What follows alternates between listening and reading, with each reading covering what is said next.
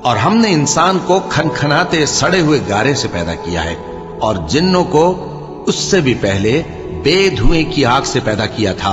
और वो वक्त काबिल जिक्र है जब तुम्हारे परवरदिगार ने फरिश्तों से फरमाया था कि मैं खनखनाते सड़े हुए गारे से बशर बनाने वाला हूं।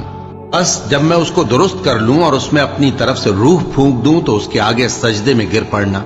चुनाचे फरिश्ते तो सब के सब सजदे में गिर पड़े मगर शैतान कि उसने सजदा करने वालों के साथ होने से इनकार किया। फरमाया, ए इब्लीस, तुझे क्या हुआ कि तू सजदा करने वालों में शामिल न हुआ?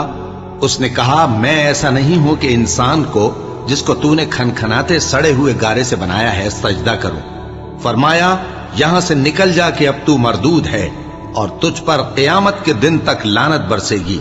उसने कहा कि परवरदिगार, मुझे उस दिन तक मोहलत दे जब लोग मरने के बाद जिंदा किए जाएं।